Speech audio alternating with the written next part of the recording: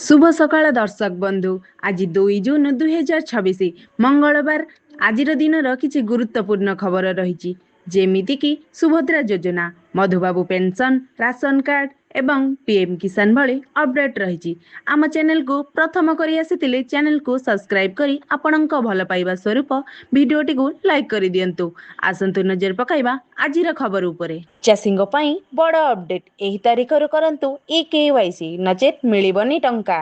PM किसान 23तम किस्ती पाई जून 30 पूर्व करंतु एही काम। केवाईसी न कले अटक पीएम किसान टंका। चाषींग पई बड़ अपडेट। एही तारिख पूर्व करंतु केवाईसी। पीएम किसान 23तम किस्ती केबे आसीबो जानतु नियम। देशर लक्ष लक्ष चाषींग पई प्रधानमंत्री किसान सम्मान निधि योजना संपर्क में एक गुरुत्वपूर्ण अपडेट आसी। 13 मार्च 2026 रे प्रधानमंत्री नरेंद्र मोदी आसाम गौहाटी योजनार 22तम किस्ती चाषी माननकु देइथिले। चाषी माने एबे परवर्ती अर्थात 23तम किस्ती पाई उत्साहर सहित अपेक्षा करिसेंती। पूर्व पद्धति अनुसार परवर्ती किस्ती जून जुलाई 2026 पाखापाखि आसिबार आशा करा जाउछि। तथापि मने रखंतु जे जदि आपण जून 30 सुधा एक गुरुत्वपूर्ण कार्य शेष न करती तेबे आपणक अकाउंट को 2000 टंका आसिबारे असुविधा होई पारे। परवर्ती किस्ती पाइबा पई आपणको तुरंत कौन करने को पड़िबो। परवर्ती खबर। मासर ऊर्ध्व एवं भत्ता पाउनाहांती हिताधिकारी। ब्लॉक कार्यालय पहुंची बीडीओ को कले गुहारी। कलाहांडी जिला थुआमूल रामपुर ब्लॉक सामाजिक सुरक्षा योजना रे भत्ता पाउथिबा हिताधिकारी माने चरम असुविधार सम्मुखीन होउछंती। 2 मासर ऊर्ध्व एवं वृद्धा वृद्ध विधवा और दिव्यांग मानकु सेमानकर प्राप्य भत्ता टंका मिल नथिबा बेले चलित मे मास शेष हेले यह 3 मासरे पहुंचीबो। एही समस्यार प्रतिवाद रे बुधवार ब्लॉक शताधिकारी हिताधिकारी ब्लॉक कार्यालय को आसी बीडीओ एवं बीएसएसओ को भेटिबाकु चेष्टा करिथिले। दुर्गम और पहाड़िया अंचल आसुथिबा एही असहाय लोक निजर दुख जणाइबा सह शेषरे बीडीओ स्थानीय भाजपा नेता पाद तले पड़ी नेहुरा हेउथिले। एही दृश्य देखिबाकु मिलिछि। ए संपर्क में ब्लॉक उन्नयन अधिकारी ध्रुवचरण मुदुली हिताधिकारी माननकु बुझासुझा करी सह आसंता जून 20 और 25 तारीख मध्य समस्त बैंक अकाउंट हिताधिकारी खाता को बकेया टंका चलीजिबो बोली प्रतिश्रुति देइछंती। परवर्ती खबर। कालबैशाखीर कराल रूप भांगिला 6 परिवार घर।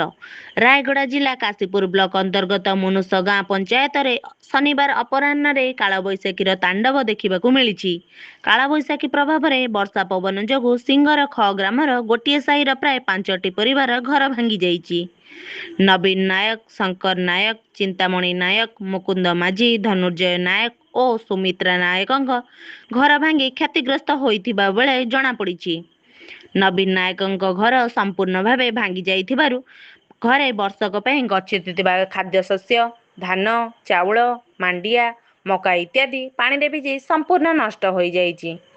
सेहीपरि नवीन बहु परिश्रम करी घरे दुकान करी कंप्यूटर लैपटॉप प्रिंटर और जेरक्स मशीन किणी व्यवसाय करुथिले।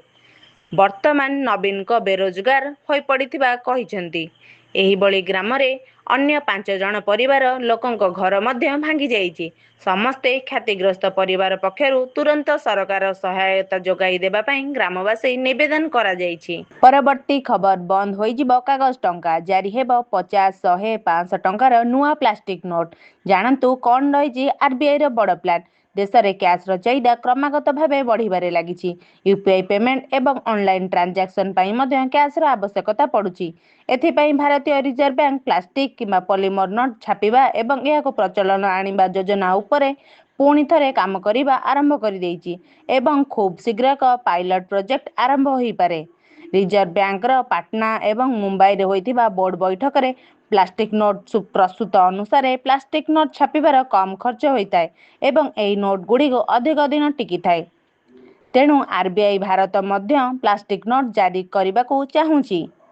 जेहेतु भारत नुआ टेक्नोलोजी आपणाउछि तेणु नुआ करेन्सी आपणाई भारत निजकु 2047 सुधा विकसित भारत भावे उपस्थापन करने को चाहूँगी। प्लास्टिक नोट गुड़ी एटीएम रु सहजरे बाहर करने पाई मेसिन गुड़ी अपग्रेड करिवार योजना मध्य एही प्रोजेक्ट रे शामिल अछि। परवर्ती खबर। ଚିକିତ୍ସା ବେଳାରୁ ମହିଳାଙ୍କ ମୃତ୍ୟୁ। ମେଡିକାଲରୁ ଡିସଚାର୍ଜ ପରେ ଚିକିତ୍ସା ବେଳାରୁ ମହିଳା ରୋଗୀଙ୍କ ମୃତ୍ୟୁ ହୋଇଛି। ଏଭଳି ଅଭିଯୋଗ କଳାହାଣ୍ଡି ଜିଲ୍ଲା ମୁଖ୍ୟ ମେଡିକାଲରୁ ଆସିଛି।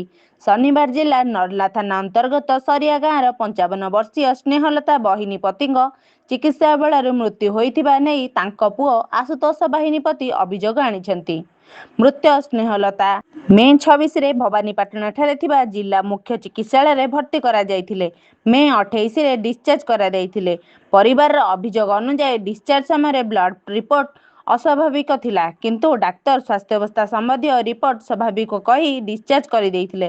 କିନ୍ତୁ ଘରକୁ ଆଣିବା ପରେ ମେ 29ରେ ତାଙ୍କର ମୃତ୍ୟୁ ହୋଇଥିଲା। ଡାକ୍ତର ଅବହେଳା କାରଣରୁ ତାଙ୍କର ମୃତ୍ୟୁ ହୋଇଥିଲା ପରିବାର ଲୋକ କହିଛନ୍ତି। ପରବର୍ତ୍ତୀ ଖବର, ସୁଭଦ୍ରା ପଞ୍ଚମ କିସ୍ତି ଟଙ୍କା କେବେ ଆସିବ? ନୋଟ କରନ୍ତୁ ତାରିଖ। ଏମାନେ ପାଇବେ 5,000। ରାଜ୍ୟ ସରକାରଙ୍କ ଫ୍ଲାଗସିପ୍ ସ୍କିମ୍ ସୁଭଦ୍ରା ଯୋଜନାର ଚତୁର୍ଥ କିସ୍ତି ଟଙ୍କା ହିତାଧିକାରୀଙ୍କ ଖାତାକୁ ଆସିସାରିଛି। 4ଟି କିସ୍ତିର ମୋଟ 20,000 ଟଙ୍କା ପାଇସାରିଛନ୍ତି 1 କୋଟିରୁ ଅଧିକ ହିତାଧିକାରୀ। ସେହିଭଳି ଚତୁର୍ଥ କିସ୍ତି ପାଇନଥିବା 1 ଲକ୍ଷରୁ ଅଧିକ ମହିଳା ଖାତାକୁ ଭେରିଫିକେସନ ପରେ ଗତ ମେ 4 ତାରିଖରେ ଆସିଛି ସୁଭଦ୍ରା ଟଙ୍କା। ଏବେ ପଞ୍ଚମ କିସ୍ତିକୁ ଅପେକ୍ଷା କରିଛନ୍ତି ମହିଳା। ସମସ୍ତ ଯୋଗ୍ୟ ହିତାଧିକାରୀଙ୍କ ନିକଟରେ ଯେଭଳି ଭାବେ ସୁଭଦ୍ରା ପହଞ୍ଚିଛି ସେ ନେଇ ଯୋଜନାକୁ କ୍ରିୟାନ୍ୱୟନ କରିବାକୁ ଲଗାତାର ଭାବେ ପ୍ରୟାସ କରିଛନ୍ତି ସରକାର। ଗତ ମାର୍ଚ୍ଚ ମାସ 8 ତାରିଖ ମହିଳା ଦିବସ ଅବସରରେ ରାଜ୍ୟରୁ କୋଟିଏରୁ ଅଧିକ ହିତାଧିକାରୀ ଖାତାକୁ ଆସିଥିଲା ସୁଭଦ୍ରା ଟଙ୍କା। ତେବେ ପଞ୍ଚମ କିସ୍ତି ଟଙ୍କା କେବେ ଆସିବ?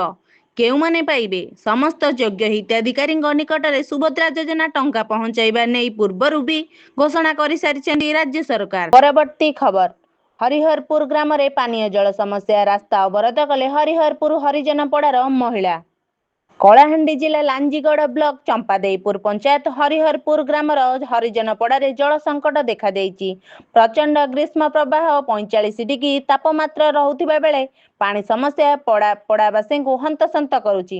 ପଡ଼ାର ମହିଳାମାନେ ବିଦ୍ୟୁତ୍ ଓ ପାନୀୟ ଜଳ ସମସ୍ୟାକୁ ନେଇ ସୋମବାର ବିଶ୍ୱନାଥପୁର ଠାରୁ ଲାଞ୍ଜିଗଡ଼କୁ ସଂଯୋଗ କରୁଥିବା ମୁଖ୍ୟ ରାସ୍ତାରେ ହାଣ୍ଡି, ଗରା, ବାଲ୍ଟି, ମାଠିଆ ଧରି ରାସ୍ତା ଅବରୋଧ କରିଥିଲେ, ଯାହାଫଳରେ ମୁଖ୍ୟ ରାସ୍ତାରେ ପ୍ରାୟ 3 ଘଣ୍ଟା କାଳ ଯାତାୟାତ ସମ୍ପୂର୍ଣ୍ଣ ଭାବେ ଠପ୍ ହୋଇଥିଲା। ଖବର ପାଇ ଚମ୍ପାଦେଇପୁର ପଞ୍ଚାୟତ ସରପଞ୍ଚ ନରେନ୍ଦ୍ର ମାଝୀ, ପଞ୍ଚାୟତ ନିର୍ବାହୀ ଅଧିକାରୀ ଗଣେଶ ସାହୁ ଘଟଣାସ୍ଥଳରେ ପହଞ୍ଚି ବୁଝାସୁଝା କରିବା ପରେ ଯାତାୟାତ ସ୍ୱାଭାବିକ ହୋଇଥିଲା। ପରବର୍ତ୍ତୀ ଖବର, ହାତୀକୁମାରୀ ଫାର୍ମ ହାଉସରେ ପୋତି ଦିଆଯାଇଛି ଅଭିଯୋଗ, ଜେସିବିରେ ଖୋଳା ଚାଲିଛି ମାଟି। ଢେଙ୍କାନାଳ ହିନ୍ଦୋଳ କାନ୍ଦରା ଶୁଣିରେ ହାତୀକୁମାରୀ ଫାର୍ମ ହାଉସ ଭିତରେ ପୋତି ଦିଆଯାଇଛି ଅଭିଯୋଗର ଚାଲିଛି ତନାଘନା। ଘଟଣାସ୍ଥଳରେ ବନ କର୍ମଚାରୀ ପହଞ୍ଚି ଜେସିବି ଗାତ ଖୋଳି ହାତୀକୁ ବାହାର କରିବେ। ଗତକାଲି ହିନ୍ଦୋଳ ବନାଞ୍ଚଳ କନ୍ଦରାଶୁଣି ନିକଟରେ ଏକ ଫାର୍ମ ହାଉସରେ ହାତୀକୁ ମାରି ପୋତି ଦିଆଯାଇଛି ଅଭିଯୋଗ କରାଯାଇଥିଲା। ଜଣେ ବ୍ୟକ୍ତିଙ୍କ ଫାର୍ମ ହାଉସରେ ହାତୀକୁ ମାରି ପୋତି ଦିଆଯାଇଥିଲା, ଏହି ଆଶଙ୍କା କରାଯାଉଛି। ଖବର ପାଇ ବନ ବିଭାଗ ପହଞ୍ଚି ତନାଘନା ଆରମ୍ଭ କରିଛି। ଜେସିବିରେ ମାଟି ଖୋଳା ଚାଲିଛି। ଫାର୍ମ ହାଉସର ମାଲିକ ସମେତ 2 ଜଣଙ୍କୁ ଅଟକ ରଖାଯାଇଛି। ପରବର୍ତ୍ତୀ ଖବର, ଟିକିବା କନ୍ଧପଡ଼ାରେ ବିଶ୍ୱାସର ଧାନ ବ୍ୟାଙ୍କ ଗାଁକୁ ଭୋକ ଓ ଦାଦନ ସମସ୍ୟାରୁ ମୁକ୍ତି ଦେଇଛି। ସମ୍ବଲପୁର ଜିଲ୍ଲା ଜମନକିରା ବ୍ଲକ ଟିକିବା କନ୍ଧପଡ଼ା ଗାଁରେ ରହୁଛି 4ଟି ଆଦିବାସୀ ପରିବାର। ବହୁ ବର୍ଷ ଧରି ଏହି ଗାଁର ଏକ ନିଆରା ଧାନ ବ୍ୟାଙ୍କ ଚାଲିଛି। ଏଠାରେ ଟଙ୍କା ନୁହେଁ, ଧାନ ହିଁ ସମ୍ପଦ। ଫସଲ ସମୟରେ ପ୍ରତ୍ୟେକ ପରିବାର ନିଜ ଅମଳରୁ କିଛି ଧାନ ଏହି ବ୍ୟାଙ୍କରେ ଜମା କରନ୍ତି। ଆଉ ଯେତେବେଳେ କୌଣସି ପରିବାର ଅଭାବ ଅନଟନ କିମ୍ବା ହଠାତ୍ ଧାନ କି ଚାଉଳ ଆବଶ୍ୟକତା ପଡ଼େ ସେମାନେ ସେଠାରୁ ଧାର ସୂତ୍ରରୁ ଧାନ ନିଅନ୍ତି। ଯେତିକି ବି ନେବେ ତାଠାରୁ କିଛି ଧାନ ଅଧିକ ଦେଇ ଠିକ୍ ସମୟରେ ଫେରସ୍ତ କରିବାକୁ ହେବ। ଏହି ଅତିରିକ୍ତ ଧାନ ହିଁ ବ୍ୟାଙ୍କର ପୁଞ୍ଜି ବଢ଼ାଏ ଓ ଆଗାମୀ ଦିନରେ ଆଉ କାହାକୁ ସାହାଯ୍ୟ କରିବା କାମରେ ଆସେ। ଏହି ଧାନ ବ୍ୟାଙ୍କର ସୁପରିଚାଳନା ପାଇଁ ଗାଁର ଯୁବକମାନେ ନେଇ ଏକ କମିଟି ଗଠନ କରାଯାଇଛି। କାହାର ଅସୁବିଧା ହେଲେ ସେ ସିଧା କମିଟି ନିକଟକୁ ଜଣାନ୍ତି। ପରବର୍ତ୍ତୀ ଖବର, ମାଗଣା ରାସନକୁ ନେଇ ସରକାରଙ୍କ ବଡ଼ ଘୋଷଣା, ଆରମ୍ଭ ହେଲା ପିଡିଏସ୍ ଯୋଜନା, ମିଳିବ ଅଧିକ ଲାଭ। କେନ୍ଦ୍ର ସରକାର ରାସନ ବ୍ୟବସ୍ଥା ସମ୍ପର୍କରେ ବଡ଼ ନିଷ୍ପତ୍ତି ନେଇଛନ୍ତି। ପ୍ରଧାନମନ୍ତ୍ରୀଙ୍କ ଅଧ୍ୟକ୍ଷତାରେ ଅନୁଷ୍ଠିତ କେନ୍ଦ୍ର କ୍ୟାବିନେଟ୍ ବୈଠକରେ ଏକ ଗୁରୁତ୍ୱପୂର୍ଣ୍ଣ ନିଷ୍ପତ୍ତି ନିଆଯାଇଛି। ଏହି ନିଷ୍ପତ୍ତି 80 କୋଟି ରାସନ ଗ୍ରାହକଙ୍କୁ ସିଧାସଳଖ ପ୍ରଭାବିତ କରିବ। ସରକାର ରାସନ ବ୍ୟବସ୍ଥା ସମ୍ପର୍କରେ ଏକ ଗୁରୁତ୍ୱପୂର୍ଣ୍ଣ ନିଷ୍ପତ୍ତି ନେଇଛନ୍ତି। ଏହି ଉଦ୍ଦେଶ୍ୟରେ ସାର୍ଥକ ପିଡିଏସ୍ ଯୋଜନା ଆରମ୍ଭ କରାଯାଇଛି। ଏହି ସମ୍ପୂର୍ଣ୍ଣ ଯୋଜନା ପ୍ରାୟ 25,530 କୋଟି ଟଙ୍କା ଖର୍ଚ୍ଚ ହେବ। ପିଡିଏସ୍ ଯୋଜନାର 3ଟି ଗୁରୁତ୍ୱପୂର୍ଣ୍ଣ ପରିବର୍ତ୍ତନ। କେନ୍ଦ୍ର କ୍ୟାବିନେଟ୍ ବୈଠକ ପରେ ଅଶ୍ୱିନୀ ବୈଷ୍ଣବ ପ୍ରକାଶ କରିଛନ୍ତି ଯେ ସାରା ଦେଶରେ 80 କୋଟି ଲୋକଙ୍କୁ ରାସନ ଯୋଗାଣ ପାଇଁ ଏକ କାର୍ଯ୍ୟକ୍ରମ ଚାଲିଛି। ଏହି ପ୍ରଭାବଶୀଳ ପିଡିଏସ୍ ଯୋଜନାରେ 3ଟି ପରିବର୍ତ୍ତନ କରାଯାଇଛି। ଏହି ପରିବର୍ତ୍ତନଗୁଡ଼ିକ ମଧ୍ୟରେ ରାଜ୍ୟ ସରକାରଙ୍କୁ ସମର୍ଥନ କରିବା, ପ୍ରଯୁକ୍ତି ବିଦ୍ୟା ବ୍ୟବହାର କରିବା ଏବଂ ବର୍ତ୍ତମାନ ପିଡିଏସ୍ ହିତାଧିକାରୀମାନଙ୍କୁ ପଞ୍ଜୀକୃତ କରିବା ପାଇଁ ଏଆଇକୁ ଅନ୍ତର୍ଭୁକ୍ତ କରାଯିବ। ପରବର୍ତ୍ତୀ ଖବର। କାଲି ଅପେକ୍ଷା ଆଜି ବଦଳିଛି ସୁନା ରୂପା ଦର। 10 ଗ୍ରାମକୁ ଦେବାକୁ ପଡ଼ିବ ଏତିକି ଟଙ୍କା।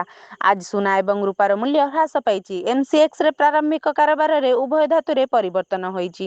ଏଠାରେ ଜାଣନ୍ତୁ ଆଜି ଆପଣଙ୍କ ସହରରେ କେତେ ଅଛି 10 ଗ୍ରାମର ମୂଲ୍ୟ। ଗହଣା କିଣିବା ପୂର୍ବରୁ ନଜର ପକାନ୍ତୁ କେଉଁ ସହରରେ କେତେ ରହିଛି ସୁନା ଦର। ତେବେ ଯଦି ଆପଣ ଆଜି ସୁନା କିଣିବାକୁ ଚାହୁଁଛନ୍ତି ବା ଯୋଜନା କରିଛନ୍ତି ତେବେ ପ୍ରଥମେ ଜାଣି ନିଅନ୍ତୁ ଆଜିର ସୁନା ଦର। ଆଜି ଭାରତୀୟ ବଜାରରେ 24 କ୍ୟାରେଟ୍ ସୁନା 1,57,060 ଟଙ୍କା ରହିଛି। ସେହିପରି 22 କ୍ୟାରେଟ୍ ସୁନା ଦର 1,44,500 ଟଙ୍କା ଛୁଇଁଛି।